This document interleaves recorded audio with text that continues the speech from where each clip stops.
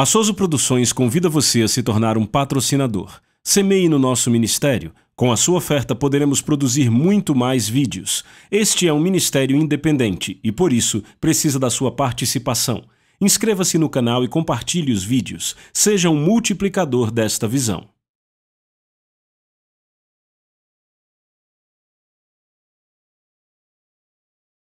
Os versículos usados nos vídeos que traduzimos nem sempre correspondem a versões em português. Muitas vezes precisamos traduzir do original em inglês para fazerem sentido no contexto do vídeo. Eu quero que vocês se concentrem no Senhor durante todo o culto. Esqueça quem está sentado do seu lado. Alinhe a sua mente com o Senhor. Você entende? Deixe-me mostrar algo na Bíblia antes de entrarmos em nossa mensagem. Livro de Isaías. Isaías capítulo 26. Oh, aleluia! Encontraram? Isaías capítulo 26, eu quero que vocês leiam o versículo 3. Tu, Senhor, conservarás em perfeita paz aquele cuja mente está firmada em ti, porque em ti confia. Outra vez. Tu, Senhor, conservarás em perfeita paz aquele cuja mente está em ti, porque em ti confia. Ele diz, tu, Senhor, ele está falando sobre Deus, nos dizendo o que Deus fará. Ele diz, tu, Senhor, conservarás em perfeita paz aquele cuja mente está em ti, a mente estacionada em ti. Isaías, o profeta, está nos dizendo que Deus guardará esta pessoa. A versão King James diz em perfeita paz, cuja mente está firmada nele, cuja mente está focada nele. Ou seja, se você foca a sua mente no Senhor, Ele vai te manter em perfeita paz. Agora, o que é perfeita paz aqui? A versão King James não traz a melhor imagem. A construção do hebraico aqui não diz vai mantê-lo em perfeita paz, de fato diz shalom, shalom. Literalmente significa vai mantê-lo em paz, paz. Agora, o que isso significa? Significa a paz da prosperidade, paz com prosperidade, a paz na prosperidade. Porque shalom não é só quietude, shalom significa paz com descanso. Descanso de mente. Descanso, ele está falando do descanso de um homem que chegou. Ou seja, não há mais luta na vida dele e ele chegou. Então ele diz que Deus guardará este homem em shalom, shalom. Perfeita paz, a versão King James diz. Sem mais lutas. Os seus problemas foram vencidos. Ele alcançou a maestria sobre as suas circunstâncias. Ele tomou o controle. O descanso chegou, porque ele chegou. No lugar de descanso, é isso que Jesus diz quando diz, tomem o meu jugo, pois o meu jugo é leve e meu fardo suave. E ele diz, vocês terão descanso para as suas almas. Aleluia! É o que ele quer dizer, venham a mim todos os cansados, os que estão em luta, os que estão sobrecarregados. Ele diz, eu vos darei descanso. Se você está lutando, se você está tentando fazer, tentando e tentando, ele diz, pare, venha até mim. Você que está sobrecarregado, ele diz, eu lhe darei descanso. Esse é o tipo de descanso que você tem em Shalom, sem mais lutas. Aleluia! Então, hoje, tente receber bênçãos desse versículo. Mantenha sua mente nele. Se recuse a ser distraído. Recuse-se a deixar a sua mente vagar. Foque o seu coração, sua mente, no Senhor. E quer saber? Depois que você sair daqui, você saberá que você chegou.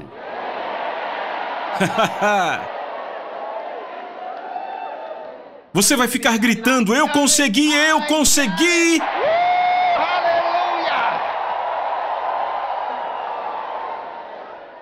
Eu imagino alguns indo para casa. E quando você chega em casa, você diz: adivinha o que eu consegui? Aleluia! Eu quero começar lendo hoje em Romanos, capítulo número 8. Você não vai sair daqui como chegou, em nome de Jesus. Nem oprimido, nem atormentado, nem doente. Pois o Espírito do Senhor ainda é o mesmo. Você não vai sair daqui como chegou, em nome de Jesus. Você não vai sair daqui como chegou, em nome de Jesus. Nem oprimido ou atormentado, nem doente. Pois o Espírito do Senhor ainda é o mesmo. Você não vai sair daqui como chegou, em nome de Jesus. Você não vai sair daqui como chegou, em nome de Jesus. Aleluia!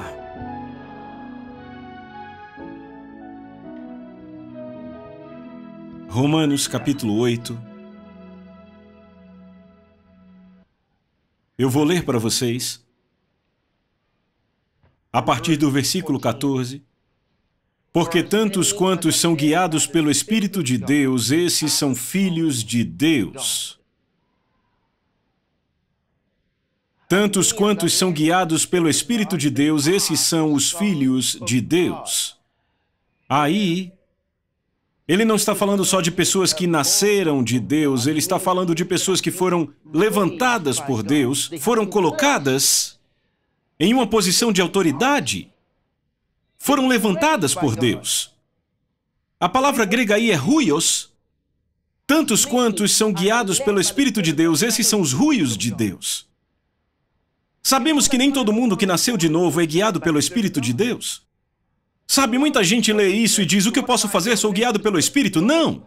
Você tem que ser elevado nas coisas de Deus, tem que crescer nas coisas de Deus. Tornar-se um homem no reino do Espírito, não uma criança. Então ele diz: eles são os huios de Deus, ou seja, os filhos adotados de Deus. Verso 15: porque não recebestes um espírito de servidão para novamente temerdes, mas recebestes o espírito de adoção, pelo qual clamamos, Abba, Pai. Daqui a pouco eu explico essa palavra. Ele diz espírito de adoção, é disso que ele está falando. O grego é huiotésia, que significa um lugar como filho. Embora você tenha nascido dele, você agora foi treinado, ou seja, você foi treinado e elevado a este nível, onde você pode lidar com a autoridade, não é mais uma criança, nas coisas espirituais. Daqui a pouco eu vou mostrar o significado disso. Verso 16, ele diz: o mesmo Espírito dá testemunho, e perceba, o Espírito aqui é tratado como uma pessoa, ele é uma pessoa. O mesmo Espírito dá testemunho com o nosso espírito de que somos filhos de Deus. A palavra para filhos aí, a palavra filhos é teknon. Somos filhos de Deus, veja, somos filhos de Deus, nascemos de Deus, ou seja, somos a reprodução dele. Aleluia! Somos a sua semente, a sua reprodução. Ele diz: o mesmo Espírito dá testemunho com o nosso espírito que somos filhos de Deus. Teknon de Deus. E si teknon, viram isso? Si teknon, então herdeiros, herdeiros de Deus e co-herdeiros com Cristo. Se somos filhos de Deus, nascemos de Deus, note que ele não disse se somos huios, mas se somos teknon. Então nascemos dele, somos herdeiros. Herdeiros de Deus e co-herdeiros com Cristo. Se sofremos juntos, também seremos glorificados juntos. Viram isso? Agora deixa eu explicar o versículo 17 com outro versículo. Vá para Gálatas. Gálatas, capítulo 4, versículo 1. Agora digo que o herdeiro, enquanto é criança, em nada difere do servo, do escravo, ainda que seja senhor de tudo. Ainda que seja senhor de tudo, notem isso. No livro de Romanos, capítulo 8, agora há pouco, lemos no versículo 16, algo muito interessante. Ele diz, se somos filhos de Deus, então somos herdeiros. E eu disse que a palavra grega aí é teknon, ou seja, que nascemos de Deus. Certo?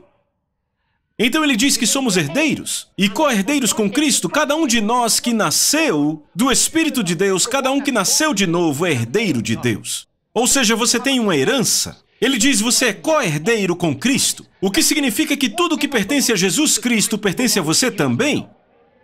Mas então em Gálatas capítulo 4, ele diz, agora eu digo que o herdeiro, enquanto ele é criança, a palavra grega aí é nepios, o que significa uma criança que ainda está em crescimento, um bebê. Uma criança que ainda não sabe como falar direito. Ele diz nepios. Eu quero que você entenda essas três palavras gregas. Uma é teknon, ele está falando daquele que nasceu de Deus. Falando de alguém que foi reproduzido. Em termos de nascimento, ele nasceu de novo. Então esse aqui ele diz nepios, uma criança no entendimento, uma criança na comunicação, uma criança em maturidade. É disso que ele está falando. Ele diz o herdeiro, embora você tenha nascido de Deus, seja herdeiro de Deus e co-herdeiro com Cristo, enquanto você é nepios, enquanto é uma criança no entendimento, enquanto é uma criança espiritualmente, enquanto é uma criança nas coisas de Deus, ele diz você não é diferente de um escravo. Veja, está na sua Bíblia, ele diz não é diferente de um servo, ou seja, um escravo. Embora seja senhor de tudo. E aí você entende por quê? Você pode estar passando por certas coisas, você está sofrendo agora e pensa, eu sou um filho de Deus, por que isso acontece comigo? Porque você é um nepios. Ele diz, embora você seja um herdeiro de Deus, embora tudo pertença a você, enquanto você for um nepios, ele não diz quando você é, ele diz enquanto você é. Ou seja, ele não está falando sobre um certo período. Depende de você. É por isso que você tem pessoas que têm 25 anos e ainda agem como crianças. A mãe de um homem de 17 anos dizendo, por favor, deixe meu filho, ele é uma criança. Com 17, uma criança, você é nepios.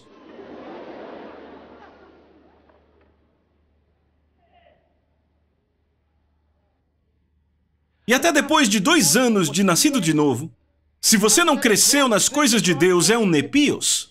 E a Bíblia diz que, embora tudo pertença a você, a sua vida não será diferente da vida de um escravo no reino do Espírito. Espíritos demoníacos vão te assombrar de todas as formas o tempo todo. Passam por cima de você. As circunstâncias da vida vão te dominar e paralisar. Você vive uma vida frustrada, é o que ele está dizendo. Ele diz, a sua vida não é diferente da de um servo. Um escravo, ele quer dizer. Então ele diz, o que Deus faz por você é te colocar debaixo de tutores. Ou seja, pessoas para cuidar de você. Certo, vem aqui. Verso 2, mas está sob tutores e administradores até o tempo determinado por seu pai. Ele diz até o tempo determinado pelo pai, não por ele mesmo. Sabe, tem gente que diz, eu não sou mais criança nas coisas de Deus, quero começar uma igreja. Foi isso que aconteceu com tantas igrejas. São pastoreadas por nepios. E eu não digo isso para insultá-los, isso é para você entender o que acontece com muitas pessoas. A Bíblia diz até o tempo determinado por seu pai, não até o tempo determinado pela própria pessoa, pelo filho. Vocês viram isso? Ok, agora vamos lá.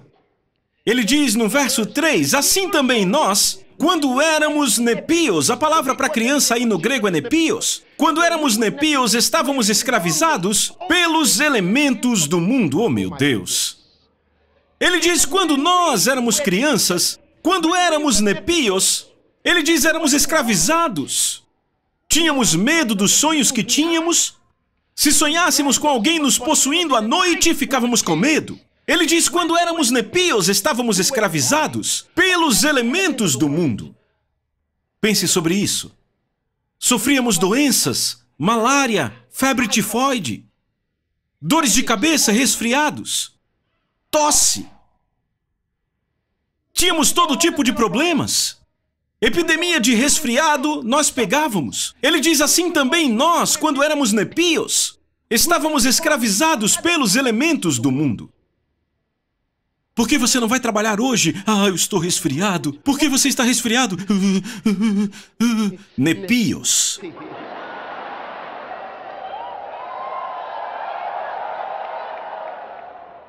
Mas ele é herdeiro de Deus. É co-herdeiro com Cristo. Qual o problema dele? A Bíblia diz que enquanto ele é nepios, enquanto depende de você, enquanto você é nepios, você é escravizado pelos elementos do mundo. Eu quero que você marque elementos do mundo, elementos do mundo. Ele está falando das forças deste mundo. De onde vem o câncer? De onde vem o diabetes? Todas essas coisas nós contraímos do mundo. Elas se tornaram naturais para os homens. Deixa eu explicar algo aqui. Eu tenho que falar sobre uma coisa. Vejam, estamos engajados em 3 mundos. Você ainda está aí? Eu disse estamos engajados em 3 mundos. Eu preciso que você entenda. Vamos terminar com isso. Aleluia, aleluia. Então voltamos para o quê? Romanos, ok? Nós paramos em Gálatas. Vamos voltar a Romanos. Você está aí? Verso 17. E se filhos, então herdeiros, herdeiros de Deus e co-herdeiros com Cristo, se sofremos juntos, também seremos glorificados juntos. Verso 18. Porque eu considero, ou eu gosto disso, isso é bom. Ele diz, porque eu considero que os sofrimentos deste tempo presente não são dignos de serem comparados com a glória que há de ser revelada em nós. Amém. Por quê? Verso 19. Porque a ardente expectativa da criação espera pela manifestação dos ruios de Deus. Eu quero que você entenda isso. Ele diz, a ardente expectativa da criação espera pela manifestação, não dos tecnon de Deus, mas dos ruios de Deus. Dos filhos maduros de Deus. Dos filhos de Deus que assumiram o seu lugar. Você está entendendo? Ele diz, a criação está esperando com dores, um trabalho de parto, esperando pela manifestação, pelo brilho dos filhos de Deus, dos ruios de Deus, dos filhos adotados de Deus. Vejam, vamos ler. Verso 20, porque a criação ficou sujeita à vaidade, não voluntariamente, mas por causa do que a sujeitou em esperança. Porque a própria criação também será libertada da servidão da corrupção para a gloriosa liberdade dos filhos de Deus. Porque nós sabemos que toda a criação geme e em uníssono sofre dores de parto até agora. Pense nisso. Deixa eu mostrar o propósito de Deus. Vá para Efésios capítulo 1. O propósito de Deus. O plano dele. Você achou? Eu vou ler a partir do 3, Efésios capítulo 1, verso 3. Bendito seja o Deus e Pai do nosso Senhor Jesus Cristo, o qual nos abençoou, aleluia, o qual nos abençoou. Ele não vai nos abençoar, ele já fez isso. O qual nos abençoou com todas as bênçãos espirituais nos lugares celestiais em Cristo, como nos escolheu nele antes da fundação do mundo para que fôssemos santos e sem culpa diante dele em amor. Veja o verso 5 agora. E nos predestinou para huiotésia. Nos predestinou para a adoção de filhos. É disso que ele está falando. Em outras palavras, o plano de Deus é isso que te dá a ideia do porquê Deus está escrevendo sobre nós. Ele escreve sobre nós no Novo Testamento como se não houvesse nenhum problema. Por quê? Porque a Bíblia diz que ele nos predestinou para o quê? Para a adoção de filhos. A versão King James fala de filhos, mas no original é huiotésia, o que significa adoção de filhos. Ele nos predestinou à filiação, filhos maduros de Deus. Ou seja, Deus está olhando para nós como filhos maduros dele. Nenhum pai dá à luz um filho esperando, com expectativa de que uma criança continue criança, nepios. Ora, vamos? Não, você tem expectativa, você treina a criança esperando que ela vire um homem, uma mulher, que possa ter responsabilidade. Você entende do que eu estou falando? Mas enquanto são crianças, crianças não são responsáveis. Deus não quer irresponsáveis, sem responsabilidade, nepios. Ele está criando filhos responsáveis. Então nos tornamos huios, filhos adotados. E então ele diz, porque todos os que são guiados pelo Espírito de Deus, esses são os huios de Deus. Veja, os huios de Deus não conhecem o que é medo. Oh, você tem que entender do que eu estou falando. Quando você cresce para se tornar o huios de Deus, a doença não é mais um desafio. Sim. É por isso que ele disse: há algum doente entre vós. Ele diz: chame os presbíteros da igreja. Ele não está falando daqueles membros de cabeça branca. Ele está falando dos huios de Deus. Os presbíteros, os obreiros, aqueles que já usaram a palavra de Deus, aqueles que já entendem a palavra de Deus, aqueles que veem...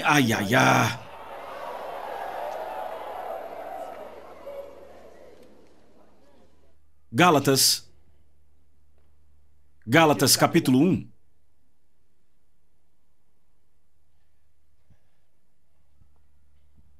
Esperando pela manifestação, estude o livro de Tiago. Ele diz que o dinheiro está clamando, pedindo por libertação. É isso que a Bíblia diz. Por quê? Porque o dinheiro tem sido usado para fazer todas as coisas erradas.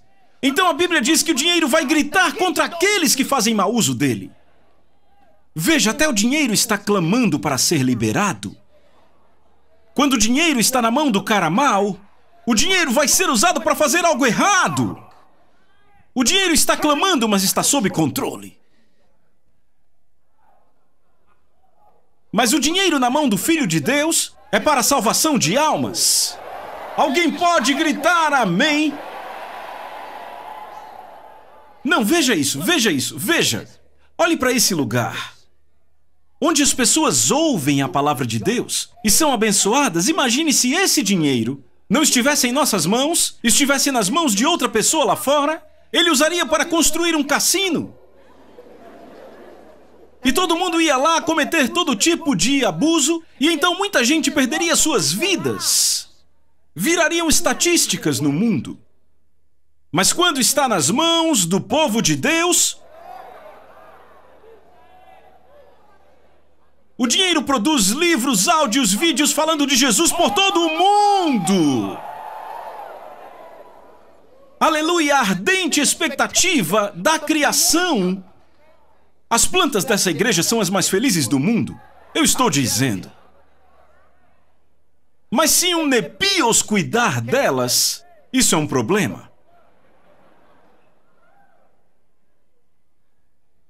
A Bíblia diz: até os animais do homem ímpio sofrem.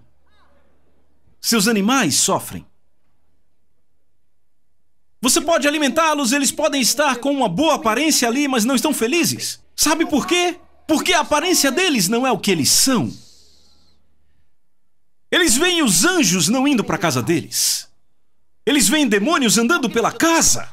Às vezes o cachorro late e você acha que é alguém lá fora. Não, não, é um demônio. Ele está infeliz. Ele está infeliz.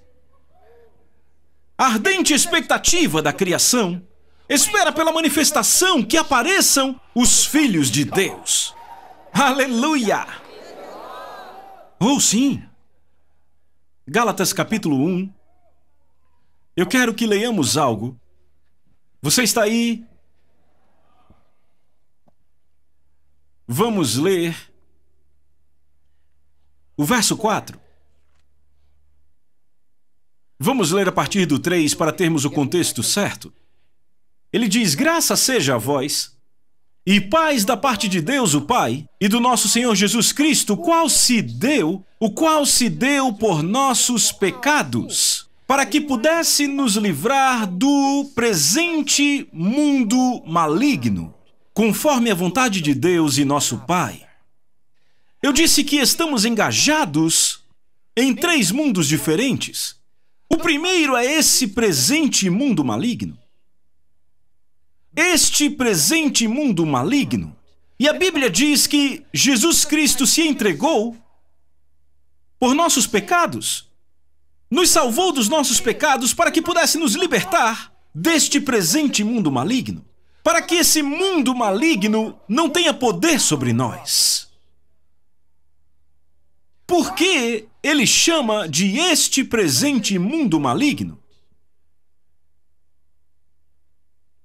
Há uma razão.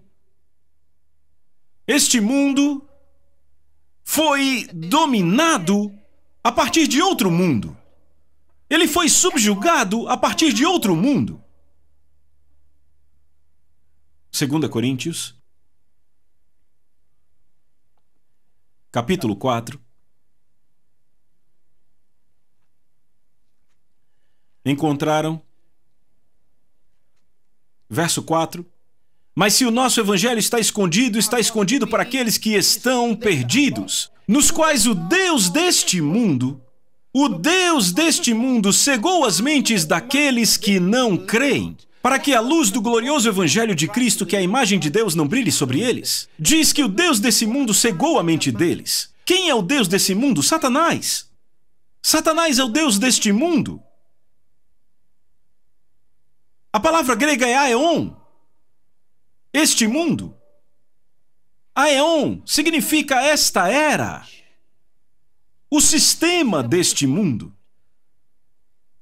Satanás é o cabeça. Ele costumava ser o príncipe do cosmos.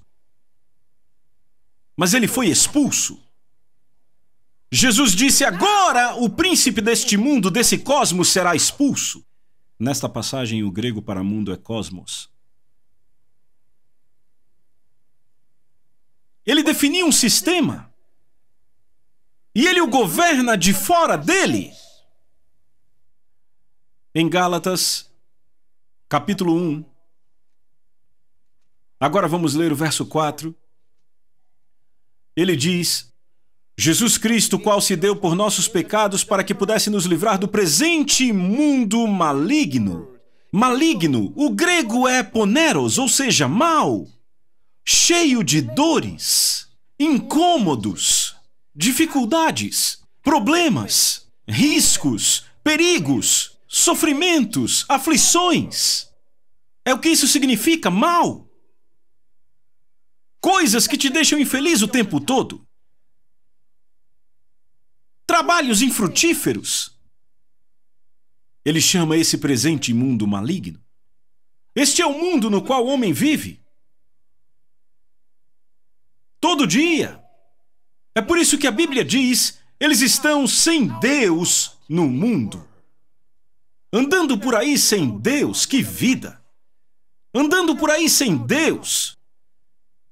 Hedonistas. Que vida!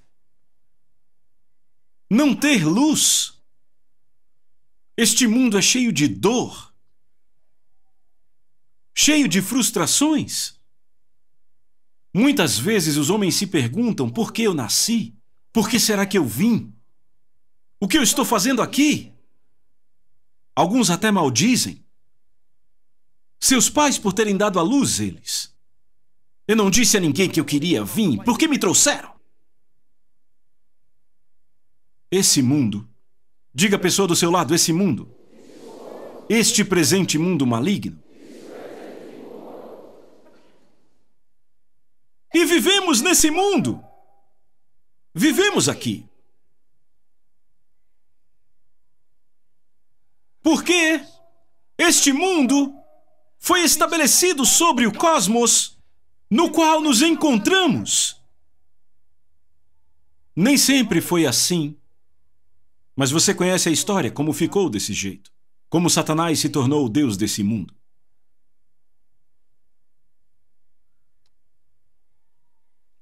Então, há outro mundo. Eu quero que você abra no livro de Efésios, capítulo 6. Efésios 6. Eu quero ler a partir do verso 10. Você está aí? Finalmente, meus irmãos, sejam fortes no Senhor e na força do seu poder. Ponham toda a armadura de Deus para que possam permanecer firmes contra as ciladas do diabo. Vejam isso, é importante. Ele diz, ponham toda a armadura de Deus para que possam permanecer firmes contra as ciladas do diabo. Pois nós não lutamos contra carne ou sangue. Ele diz, não lutamos contra o sogro, contra a sogra, contra os irmãos e irmãs e os nossos amigos. Não lutamos contra aqueles que trabalham conosco. Ele diz, o problema que você está tendo não vem dessas pessoas que você vê. Ele diz, não lutamos contra carne ou sangue, mas contra principados, contra poderes, contra os dominadores das trevas deste mundo. Eu quero que você pense nisso. Os dominadores das trevas deste mundo. Neste mundo existe outro mundo de trevas. Chama-se Reino das Trevas. E a Bíblia fala sobre os dominadores das trevas desse mundo. Então esse presente mundo maligno tem um reino de trevas que o está dominando.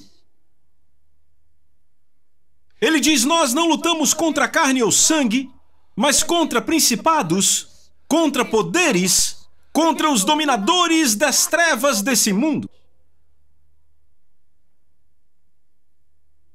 O quarto ele diz, contra a maldade espiritual. Maldade? Ele diz contra a maldade espiritual nas regiões celestiais. A King James diz em lugares elevados. Nas regiões celestiais, ou seja, elas não operam aqui. Elas operam no céu. Acima da terra. Este é o nível mais alto das forças demoníacas. E são eles que dão instruções aos dominadores das trevas deste mundo. E os dominadores das trevas deste mundo são aqueles que arruinam as vidas dos homens. Fazem os seres humanos fazerem o que não querem fazer. São eles que frustram governos no mundo. São os dominadores das trevas deste mundo. Operando em nome da maldade espiritual. A Bíblia diz espíritos maus nas regiões celestiais. Isso traz luz ao entendimento. Na versão King James é melhor. Ela chama de maldade espiritual. Ou seja, é consistente com a natureza deles. É a própria natureza da maldade. Então não são apenas espíritos maus, eles são a maldade. Isso é muito importante porque, ouça, Jesus disse, eu sou a luz do mundo. Ele não disse, eu sou o Deus da luz. Ele disse, eu sou a luz, vocês são a luz. Deus, a Bíblia diz, é amor, não o Deus do amor. Ele não é um Deus de amor. Ele não é um Deus que ama. Ele é amor, é a natureza dele. Mas esses espíritos são maus. E não apenas espíritos maus. A King James diz maldade espiritual. Nas regiões celestiais. Lugares elevados, ela diz. Então ela diz, portanto eu digo a vocês, tomai sobre vocês o quê? Toda a armadura de Deus. Não algumas partes. Ele diz, portanto, vistam. Porque estamos engajados em uma guerra. Então, quer seja na terra ou nas regiões celestiais, o foco deles somos nós. Nós não lutamos contra carne ou sangue, mas contra principados, contra poderes, contra os dominadores das trevas deste mundo, contra a maldade espiritual nos lugares celestiais. Como pode uma criança que não tem nenhum problema, de repente, ser afligida por tuberculose ou asma? De onde isso veio? Continua na próxima parte. A Soso Produções convida você a se tornar um patrocinador. Semeie no nosso ministério. Com a sua oferta poderemos produzir muito mais vídeos. Este é um ministério independente e, por isso, precisa da sua participação. Inscreva-se no canal e compartilhe os vídeos. Seja um multiplicador desta visão.